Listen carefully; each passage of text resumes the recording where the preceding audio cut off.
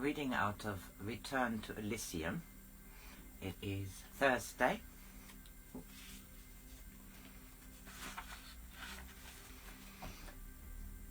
The 9th of November, 9/11. And this is a book about a life of Joan Grant. She passed away in 1989. This book is her life as Lucina in ancient Greece, 2 centuries BC. She's on an island called Elysium for her education. This is chapter 10, and it is entitled The Dramatist. Euripides sat on one of the chests in which we kept the clothes we used for acting, watching me rub oil on my face before taking off the paint, which had turned me into the passable likeness of an ancient crone. I had used a blend of coal and lard to draw the wrinkles. They were difficult to remove, and my hair was stiff with flour. "Next time I shall wear a wig," I said firmly. "I know horsehair isn't very convincing, but it's far less trouble." "Nothing is too much trouble if it's really effective," he said. "I have got a splendid idea for Medusa's headdress. Real snakes stuffed, of course. I've told one of the gardeners to catch some for me.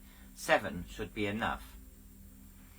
"They would be 7 too many. I am not going to wear snakes on my head even to please you."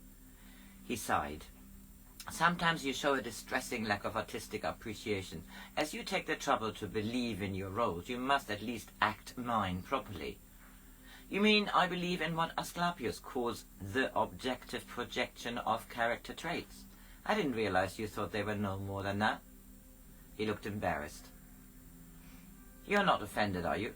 I know we haven't discussed it frankly, but I thought it was understood that we share the same capacity for seeing the different facets of ourselves as separate entities. I suppose it is the fundamental quality of all genius. You are a genius, Lucina, in your own way." "Thank you," I said coldly. "I suppose you intend that as a compliment?" "The greatest compliment anyone can be offered. And I mean that, Lucina. Beauty diminishes. Physical strength lessens with increasing years. Only genius continues to produce brighter flowers each season, if you use it properly instead of letting it use you." Euripides so seldom entered into serious discussions that I was too interested to feel annoyed. "What exactly do you mean?" "If you really want to know, and I will try to understand instead of treating me as an entertaining buffoon, I will explain, but not in here, for someone will interrupt us. We can go to the headland. If I'm going to commit the ultimate nudity of being myself, instead of remaining decently clothed in any of 100 roles I act with tolerable conviction, I can at least assure us of a certain privacy." Euripides so moved with real emotion that he was shy, an experience not to be missed, and which required to be treated with tact. I knew that unguarded honesty was apt to leave one feeling limp but hungry, so I went to the kitchen to collect a basket of food so that we need not come back until we felt inclined. There's always a certain humiliation in being driven by the demands of the body. We exchanged trivialities until we reached the bench under the pine tree. Even then he seemed reluctant to start serious conversation, first making the excuse that it would be a pity not to swim on such a radiant morning, and then climbing up to the house to fetch a cloak for me to sit on. "Lucina," he said earnestly, "you mustn't think I'm unaware of your difficulties. I know what they are, and I honor you for the way you have coped with them in spite of so many conflicting influences. It's all very well for Asclepius to give worthy explanations, but you and I know that he doesn't share the same kind of experience. He plays many roles, but only because his mind considers them advisable. You and I play them because we have to, which is the great difference. When I came to Elysium, my roles were stronger than me, so strong that often there was no conscious link between one and another. One morning I would wake up as a woman, I thought as a woman, felt as a woman, and even my face in the mirror seemed like a stranger who was peering over my shoulder. Then I would wake in a heroic role, a famous dramatist or a maker of laws. I could almost hear crowds applauding in the amphitheatre, or see the people who had gathered to listen to my judgments. None of this became destructive until I began to live in their way. When I started to wear women's clothes one day, and the next demanded the deference due to a famous orator, I thought I was going mad. And so did my father, who persuaded Asclepius to take me to Elysium. Asclepius was clever with me. Instead of arguing against my ideas, he provided me every opportunity to play them to the full. Which is why, though I have never told you this before, there are clothes here which could dress the actors of any company in Athens. He never laughed at me, Lucina, and I hope you will never learn how great a charity the lack of mockery can be. Aren't you being unnecessarily grateful? Surely the least one can do is not to mock one's friends. Did you find it easy not to laugh at Agamemnon when you first came here? Remember that I looked far more funny than he ever did.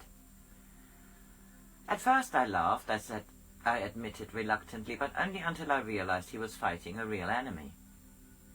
Asclepius knew my enemy was real the first day I came here. It was like being given water, unlimited water, when you have been slowly dying of thirst. To be accepted without comment, without any suggestion that your mind was diseased, was like being taken from the press of a doomed battle. He taught me to accept the fact that I was a pattern made up of many threads, that the threads had become untangled. I had become tangled until I could only see one color at a time, instead of recognizing their mutual dependence. He said I should never be sane until I follow each thread, seeing it as a separate from the weaver, who was myself. So you think I'm mad too?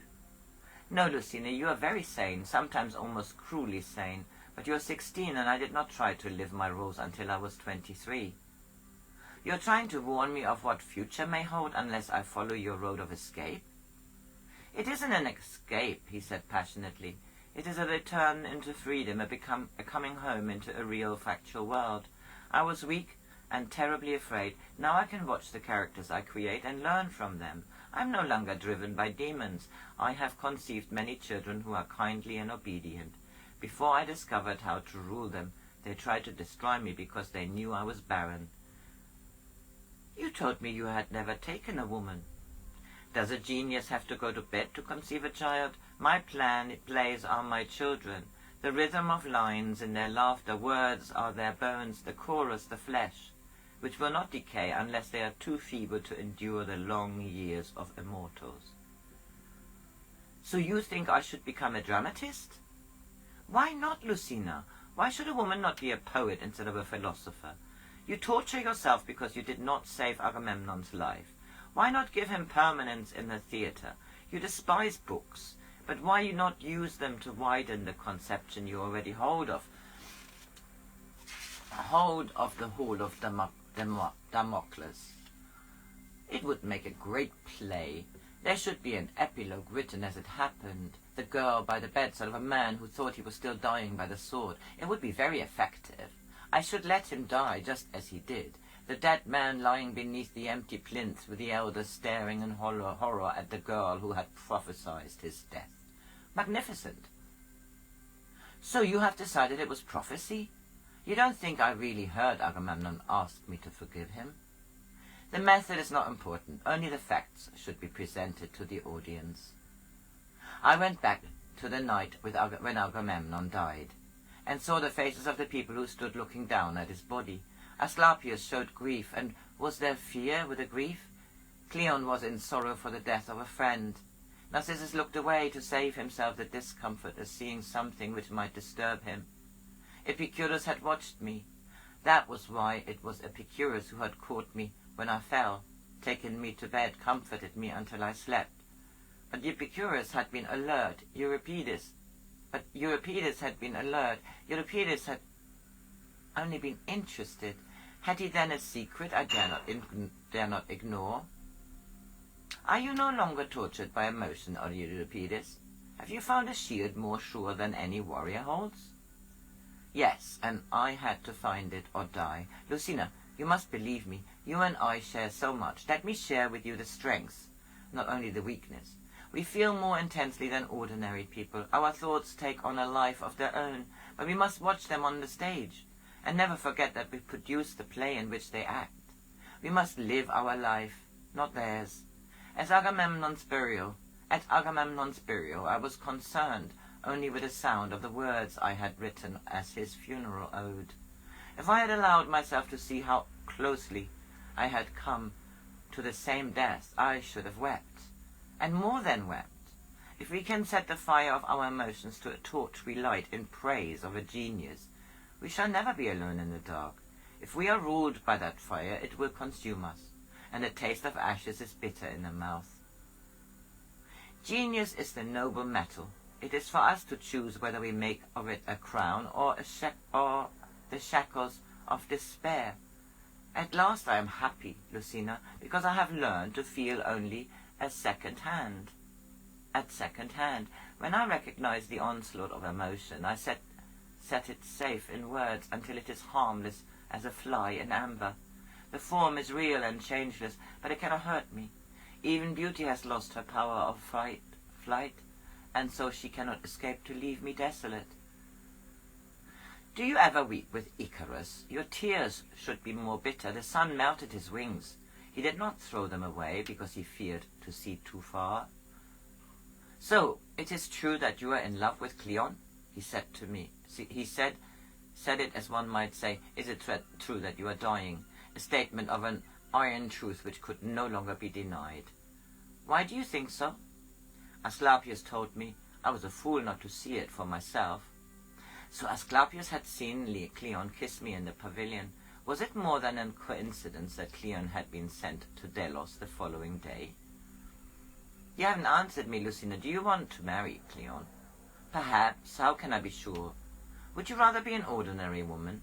Would you throw away genius, power, wisdom, and take instead the petty occupation of a wife who is content to be the mirror in which a man admires himself when he has nothing better to do? I might have both. He might be my mirror and love me for my wisdom.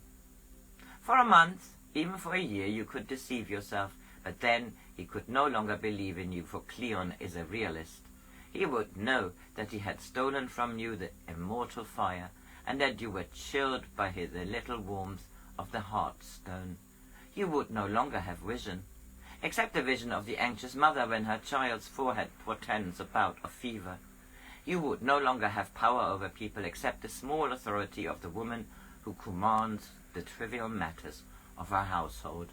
You would no longer have immortality, except for the brief span when the arms of a lover seem to promise that you share the blood of goddesses, a promise he could not fulfill when illusion had shed its magic. You would have lost your fine detachment, which is the frame by which the artist gives less fortunate humanity their glimpse of beauty.